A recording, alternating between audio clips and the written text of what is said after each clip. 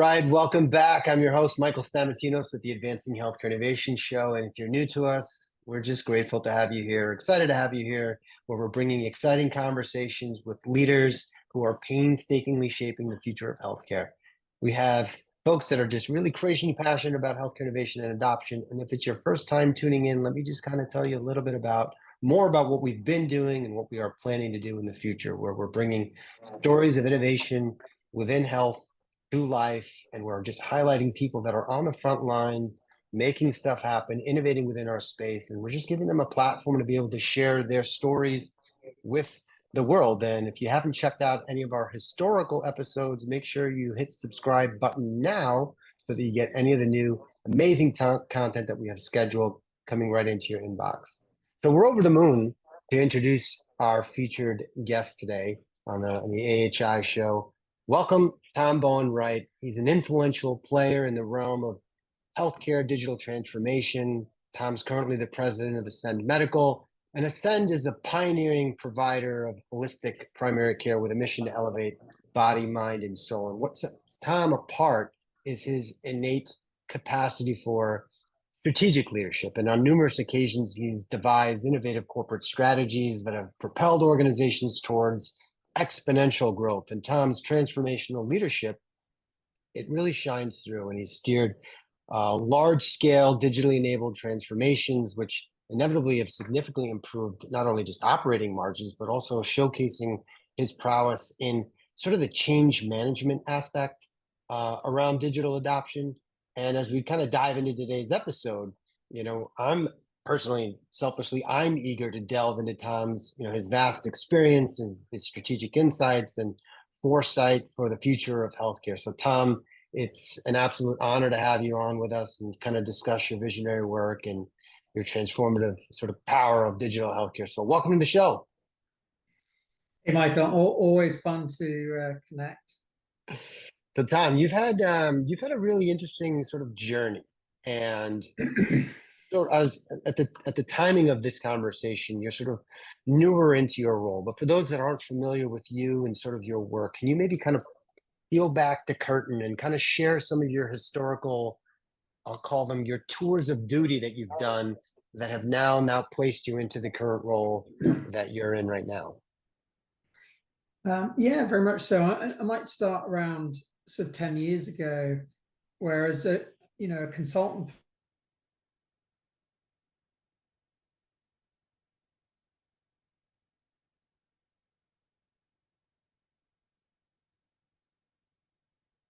how we should be redesigning our health system, especially like this was just like pre-Obamacare. And one of the big features that I was working on was around the patient-centered medical home.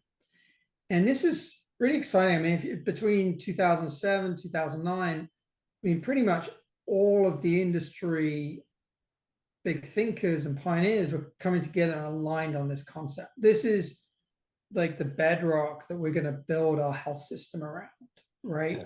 The patient-centered medical home, where we put the patient in the center, and your PCP is going to be at the forefront of not just treating you when you're sick, but actually keeping you well, right? And this was the start of like value, a lot of the value-based care thinking, and it just made so much sense to me. And I ended up doing a lot more like healthcare innovation type work, the start of episode-based care and some more of these innovative payment models, and just saw like, hey, if you change some of these incentives, it really changes like their behaviors. And so I guess I got really bought into that concept. And at the time, they made me go kind of walk up a mountain and come back down with a personal mission statement. And that was to make healthcare the way it should be. And so it was really centered like, I'm a healthcare guy and I'm going to focus on innovation. And I really believe in this kind of value-based care concept.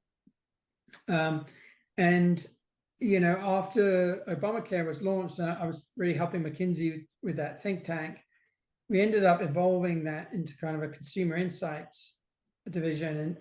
And this is right at the start. Okay, now now consumers are going to start choosing their healthcare providers. They're going to start choosing different services. We're going to get retail healthcare. And that got quite exciting for me. So I ended up being a sort of head of strategy for a retail healthcare company before taking on a role to kind of launch the digital program over at Baylor Scott and White. And so a lot of that, once again, was the retail side of healthcare, building out apps, websites, etc.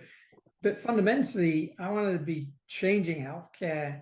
And a lot of that was just kind of lipstick on a pig. Like behind all the pretty apps and websites was, a kind of dysfunctional delivery model. And it really pushed me to kind of get in the weeds with the clinicians and with the operators and actually do transformation so that not only would we have a pretty product, we'd actually have a really good delivery model too. And, after 6 years, it was sad, like Baylor was never able to kind of get the full risk kind of contracts out of the payers.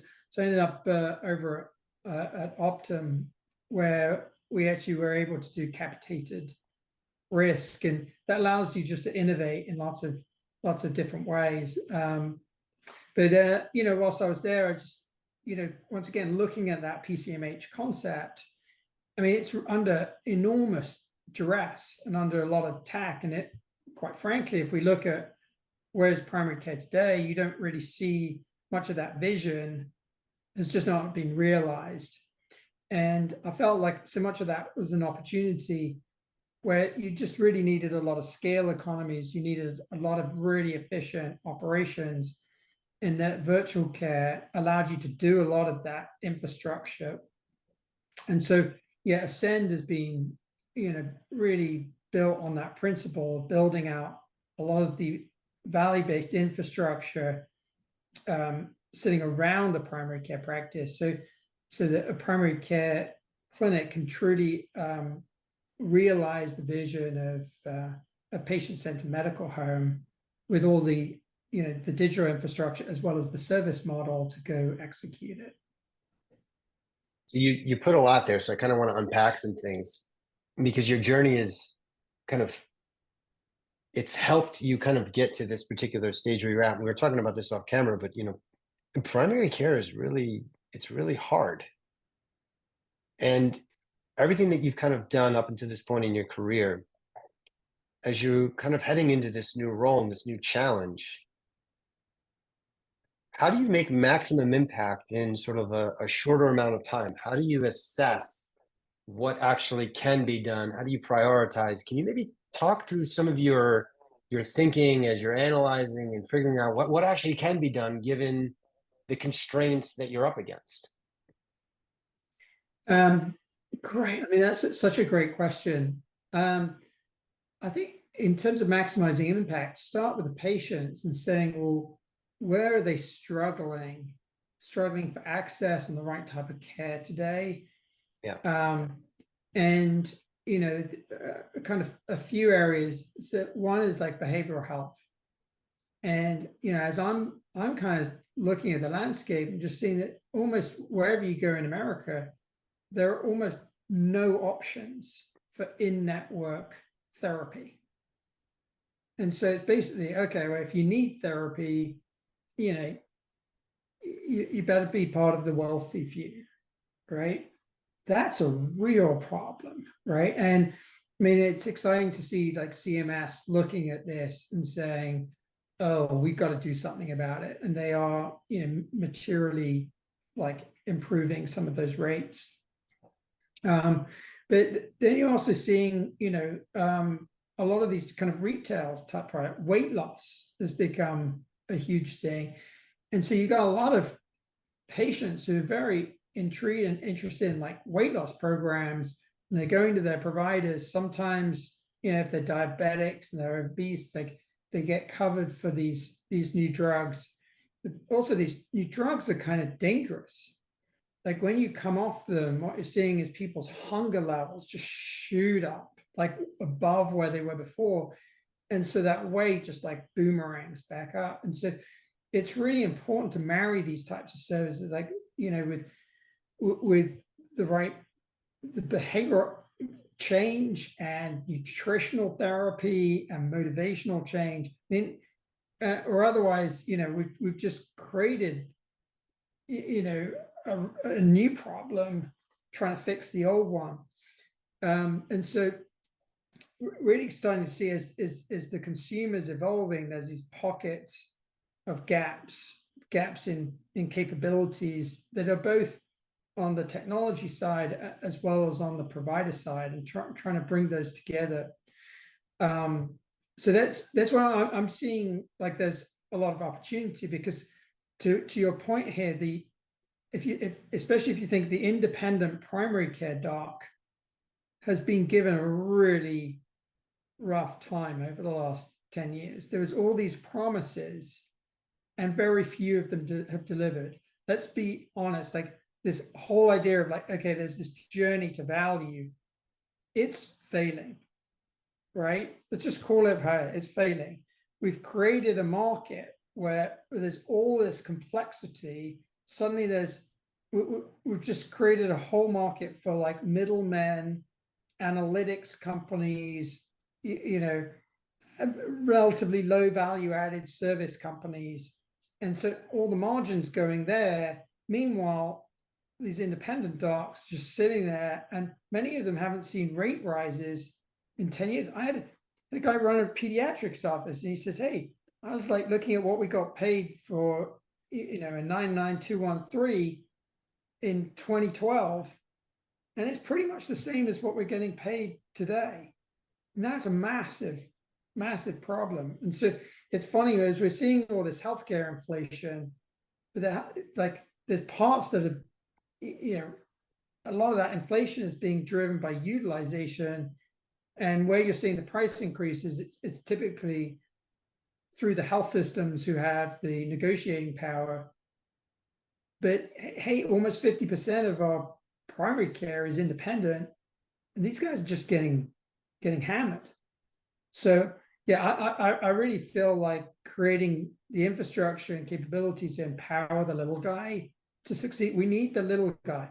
And where I feel like the industry is really struggling right now is so many of these new services coming in are all about competing with your primary care doc.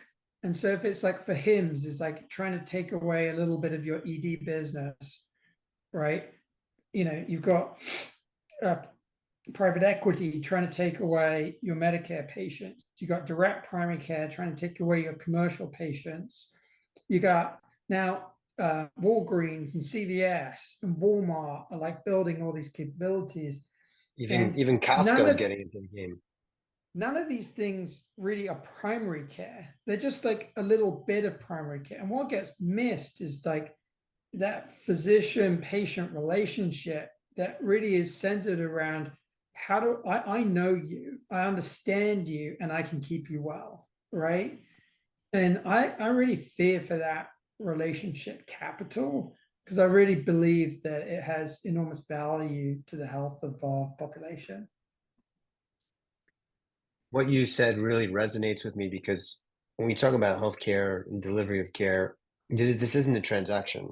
This is a relationship, and it's ongoing, and you're either depositing into that relationship or you're withdrawing. It's a lot like a bank account. And what I have seen, what I'm witnessing, is that folks are really quick to open up these relationships, but they try to take massive withdrawals, and they haven't substantiated enough deposits to make sure that that withdrawal can actually occur. And you're seeing that through some of these other transactional type solutions that are out there. Where do you see Ascend falling within there? You mentioned relationship capital. I call it relationship equity, same thing, one and the same. But where do you see the stickiness of what it is that you're trying to do happen at scale? How do you do that? So I want to invest in that relationship capital between the primary care doc and the patient. And right now, the primary care doc, just cannot meet all the needs of the patient. And so that's why the patient is cheating on them. So rather than like just creating new ways for patients to cheat on these people, why not aggregate the capabilities and empower those primary care docs to deliver those services, but deliver it under one umbrella, where, it is, clinically integrated, and you do have an owner of your medical home, which is your primary care doc, right? And so if that means, hey, we've got APPs who specialize in nutritional health, we've got APPs who specialize in diabetes, right? And it's like, as a PCP, I can't necessarily be doing all of the little stuff, the refills, or say, I got specialists in this who are part of my team, and collectively we can deliver just a higher quality, far more convenient experience. Now, the challenge is, like, the average doc going and hiring an APP and then having them sit on your payroll, and now suddenly you're in the management business, and you've got to start thinking about, what is that APP doing at 10 a.m. on a Thursday morning? It's creating all kinds of new stresses and complexities, and quite frankly, now you're financially far more at risk, right? But a lot of the time is, you don't need a full-time person. That diabetic counselor you might just need for a few hours a week. And so really, I kind of said, well, so much of this stuff can be done virtually. What if we just created a market, a market for virtual talent that's fractional, and you only pay for it when you use it? Then it's like, oh, so now I don't have to take any of the fixed cost risk, but these folks will work underneath me, and I get to bill for the time that they spend with the patient, and they will work under my guidance, and they will, they will document in my EMR, and fundamentally, I'm still responsible for the care that they're delivering, right? But I can trust that they are excellently trained in their fields, that they have excellent patient experience scores, etc. That for me is like healthcare the way it should be, right? So that now your primary care docs can really feel empowered to care for their patients, and have the right team of experts there at their fingertips to care for their patients, and actually be rewarded for delivering the care. And that's the key thing. It's like, at the end of the day, there's a lot of vendors out there saying, oh yeah, I'll do this stuff for you, I'll do that stuff for you, and whatever. Everybody wants a piece of you, and they want your referrals, but how do you get rewarded for all that work? And so I want to make sure that we create a model that really rewards the doctor for delivering great outcomes to their patients. It's nice how you mentioned you want to basically take fixed costs, turn them into variable costs, while not diluting the experience, keeping it sort of a level of consistency and the quality being high. What have you seen with a lot of these changing models that CMS is coming out with? How do you guys sort of stay ahead of the curve with that? I mean, it sounds like creating that level of flexibility is one way, but what are some other ways that you've been able to sort of innovate on the fly? Can you maybe share some examples, some additional stories to kind of draw upon? Well, I I would say that I want to applaud CMS, because that essentially they've taken a bit of a pivot in terms of how they're going to reimburse the stuff. So it started off saying, hey, we're going to pay you all these risk-based dollars, and if you save money, then you get paid these bonuses. So why don't you go and invest in capabilities that save money, and then you get rewarded through the bonuses? The hard thing there is you're not guaranteed the bonus, but man, if you're paying for these services, you're guaranteed money out of your pocket, right? And that's just tough for especially the independents to do. So now a lot of these codes are saying, well, why don't we reward the behaviors, like provide fee-for-service codes to reward the behaviors that we really want you to do? So coordinate care, work with behavioral therapy. So there's new codes now. So go spend 20 minutes talking with with the behavioralist about, the care that they're delivering for your Medicare patient, you can pick up, a decent, reimbursement for that. And so, yeah, companies, excuse me, we're trying to stay on top of like, okay, well, what's out there, where's it go, and saying on one hand, which of these things really help deliver better outcomes, and then secondly, which of these really help deliver better financial outcomes for our independent docs. And so, one area that we've really been innovating is just saying how can we make behavioral health in network? And it's tough. You got to be brutally efficient on your therapist, and you don't just want to be efficient, but you also want high quality. So if somebody's coming in for ADHD, you kind of want a therapist who's like pretty strong in ADHD. Yeah. Right? And so that's where scale economies really help. And I just feel like, we've spent a lot of time trying to work out how to do an in-network behavioral health model, because just nobody else is doing it. And that becomes a really kind of strategic value proposition as we're going to talk to, your average primary care practices and independent physician organizations, because quite frankly, nobody else wants that business. And yet there's so much of it out there. And when you're do you find that the PCPs that you're reaching out to, I mean, are they yearning for this type of a level of partnership, or do you feel like they've just been so inundated with things that it's hard for them to actually listen and hear? How do you cut through the noise? Yeah, well, I think that's, once again, another really good question. And what I'm finding is that it's a bit of a mixed bag. I think in general, especially on the independent side, we're seeing a level of exhaustion. It's just like, I know what I'm doing isn't working. And I know that it just feels like you're just digging into a deeper hole, and how do you get out? And the other challenge is just like the vendor community. Now, there's not a huge number of vendors who even want to sell to these people. So you're getting a kind of a narrow view, and often it's not the best vendors who are out there. So you're getting often tier 2, tier 3 vendors, and they often just create a lot of noise, right? There's a lot of promises, and then the solutions aren't necessarily particularly well integrated. And so then you've just got, once again, the smorgasbord of point solutions that suddenly now the doctor's in like the technology management business rather than the patient care business.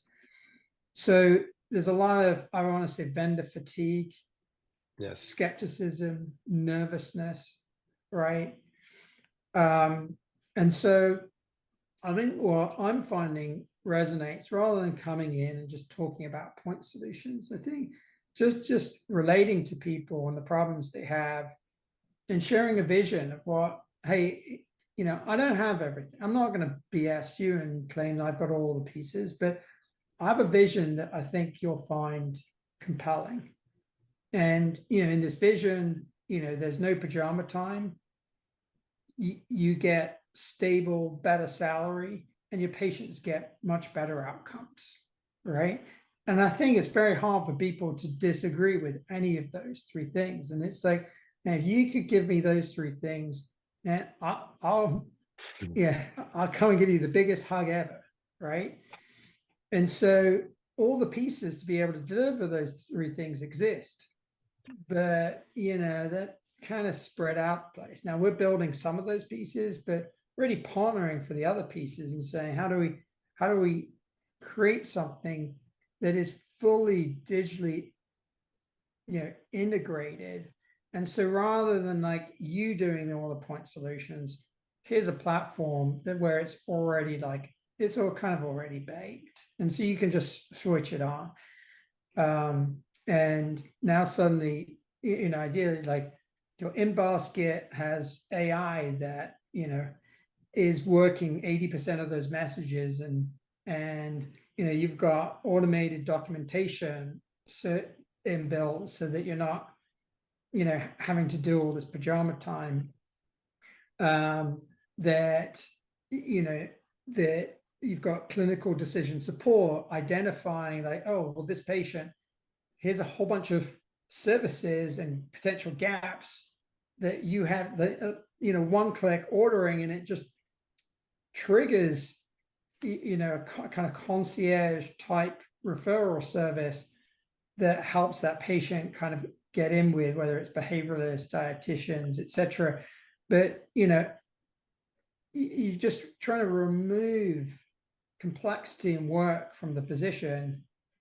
But it's kind of hard to do that if you're just doing it point solutions, because you're always building on top of like 15 different EMRs and whatever. So I ideally, you just kind of really center that on one EMR solution. And it's not just that's kind of the back end. You need a really good e-commerce style front end, right? So now you can compete with the CVSs, with the Fahims, and all these other people who are trying to steal away your patient. So to do it right is not an easy task. It's it's a real effort, focus, and collaboration. Yeah, you mentioned something in there around sort of 80-20. Is that your world? Is that your world where you're saying, is this part of the 80? Is this part of the 20? And let's go after what's going to get us farthest and the least amount of steps, because time is of the essence. I mean, talk a little bit about that, how you frame things, as a key executive, and not only just identifying the vision of the company, which you beautifully laid out, but be able to achieve that vision takes committed, disciplined, pig-headed determination to be able to execute. Talk about the execution aspect of innovation, because I think sometimes there's the glitz and glamour of what people talk about innovation, and then it's like the other side, the unsexy side. To talk about maybe some of the pitfalls, some of the blockers that kind of come in the way, and how you kind of get through those to continue to execute relentlessly. So I guess there's a couple of questions there on like the 80-20 side. I mean, if you think about the three vectors I talked about for the independent doc, there's a financial vector, there's a quality of care vector, and then there's a quality of life vector. And I think all three are very powerful, but if you're not really delivering value to the patient, I feel like, you kind of have to deliver value to the patient to earn the right to do the other two. So yeah, really, where your 80-20 is saying, I was like, where are the best opportunities to really enhance care and quality of care to those patients today? And so I think a lot of that, we talked about behavioral health. I think there's a lot about care continuity. We have a home delivery model that's highly unique. But man, if you've got a CHF patient calling you and just saying, I'm really not feeling that great, they're at home, and it's like 7 o'clock on a Tuesday, and it's like right now you're telling them to go to the ED, right? But and if you can get somebody to visit the home, sit with them, now you could participate virtually, might be able to save an ED visit and really properly care for that patient, and save money at the same time. So yeah, the 80% for us is primarily clinical, but then behind that, you've got to make it work financially, then you've got to make it work experientially. Then I think your second question was really around barriers to innovation. And yeah, I mean, by and large, the biggest barriers that I'm finding are kind of often kind of regulatory in nature. So, you know, I'll give you like one example, like the annual physical, annual wellness. And so you think on one side, you've got to go capture vital signs. And then on the other side, you need to do a workup of the patient. Now, depending on the patient, about 95% of the workup can be done virtually, right? And so, you know, we can come to your office and do all the screenings through an MA and then follow up through a kind of virtual visit and essentially achieve, you know, your annual wellness visit without the patient ever having to leave their home. Well, that's fantastic. And you know, Medicare has an annual wellness visit that is, you know, fully virtual. But often, like the wellness codes today, often kind of require you to, like that extra 5%, right? That might be feeding the lymph glands or stuff. That's a challenge, right? Well, what that means is now, you know, if you kind of do the kind of virtual physical, then it has to be billed kind of as just a regular office visit. So now you're getting a copay. Whereas if it were a physical one, now there's no copay. So it's part of your essential benefits. Right. Well, now there's a big financial incentive not to do the virtual thing, which right now, like 4 out of 5 Americans are foregoing their annual physical. That's a major problem. Massive right? problem. 50% of employees of the employee population have a known illness that they're not managing properly. That is a major problem, right? So this access squeeze that we've got in primary care is just really pushing people into, you know, cheating on their doctor or forgoing care, and real issues aren't being addressed. And so something as easy as like basically a virtual physical that also, you know, that has an in-person kind of component to it in terms it does all the screenings, but the minute you put a physician in a car, like the lost productivity kills any kind of business model. But you know, with an MA, it creates new opportunities. So that's just an example of kind of a regulatory barrier to delivering, you know, high quality care that's accessible. But there's just like a lot of examples of that. And so, you know, as an innovator, you got to kind of find a way to kind of play through that. And just sometimes you can, sometimes you can't, sometimes it just takes a lot of work. But yeah, you end up with a bunch of arrows in your back. But here's the thing, innovation doesn't stop. I mean, what you just mentioned there is being able to take a visit that's typically done in person. You said, hey, let's break this down. There's aspects of this that don't require someone to be there in person. And if you can remove 95% of the friction, that's still a massive gain when you extend that out to large populations. And then the comment around people foregoing care, I mean, it's a huge problem. I don't necessarily know how you can sort of fix that in one fall swoop, but I think it really boils down to is the comfort level that someone feels, you know, with his or her doctor, that they want to bring these types of things up. They're not just gonna just say, hey, let's just give it time, because you know that it's a major thing. I think that it boils down to is if when you have enough relationship equity with your provider, are you willing to bring up things to them so that they can potentially help you? You're not going to feel the constraints, the financial constraints of it. I think that has a lot to do with it, but you know, you got to work your way around there and you got to start somewhere.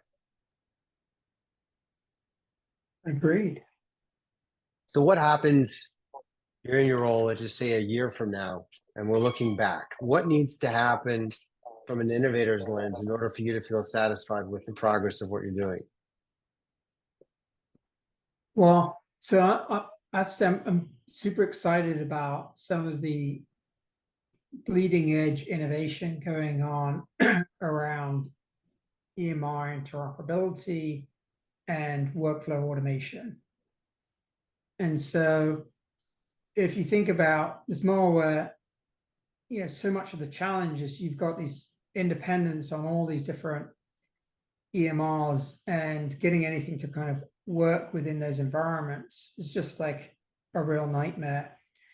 But man, some of the innovation on that bleeding edge suddenly means you can do things that you just couldn't do 2 years ago, right? Yeah. And so, for us, it's as simple as like our APP delivers a visit to one of your patients, and that visit is now, we can create an encounter in your EMR, and so then and the documentation falls under that encounter, so now you can bill for that encounter, right?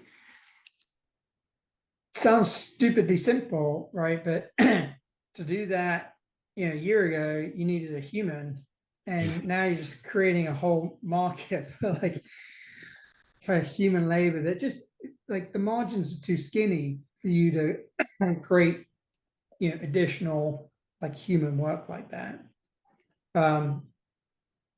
So I think those are the types of areas. So if I look a year from now, what I want to see is these various different technologies. So you got your e-commerce plays, email plays, you got your access plays, your virtual plays, for the first time, all like in total harmony and buzzing. And when they buzz, like the benefit to the provider and the benefit to the patient is going to be very meaningful. That's exciting. So how can they follow your work? How do they follow your story, your journey? What's the best way for them to kind of keep tabs on not only what you're doing, but what Ascend's doing as well? Yeah, well, maybe I need to get better about blogging about these types of things. So often just like in the trenches every day, just trying to make things happen. But yeah, hopefully I'll be able to get my head out of the trenches pretty soon and start telling the story. I think it's starting to become an exciting story. We're still early and we've still got a few hurdles to climb. But yeah, we're just now getting some initial practices out of this new model, and we're starting to see the results of that. And I think that will blossom real quickly. Really encouraging to hear. So let's just say for our community, I mean, we always ask our guests, what is one thing that you would want someone who's listening to this discussion to take action on? And then on the reciprocity standpoint, I mean, what's one ask that you would ask for our community that they can do to support you? Oh, that is, I think that in terms of the community side of things, I really think this behavioral health problem is the biggest problem in healthcare today, right? There's all these people, especially post-COVID, just like the need for behavioral health is so high, the access to behavioral health is so low. I think just continuing to beat that drum that CMS just needs to keep innovating. And I want to just say, like, applaud them. I think they're doing a lot. And so, but just never be satisfied with a lot. Just keep pushing. So that would be my one ask. And I didn't really have an answer to the first part of the question, so I'll pass on that one. All good. Well, for those that have been tuning in, we certainly appreciate it. And if you found this content and this conversation helpful for you, would you mind sharing it on social media? Would you mind commenting and even just putting maybe some takeaways that you found to be really useful for you? I'm grateful when we can make a difference, especially when we're looking at advancing things forward. This is not easy. It takes a lot of work. It's a lot of execution, but thankful for you, Tom, for being able to come on today, share a little bit of your story. And obviously you're always welcome to come back on for version 2 of where you are and what you've been working on. And once you get your head out of the lab and how things have been working, we'd love to kind of continue to hear about the progress story. So thank you very much for joining us Yeah, I today. look forward to it, Michael. Appreciate the invite. Amazing.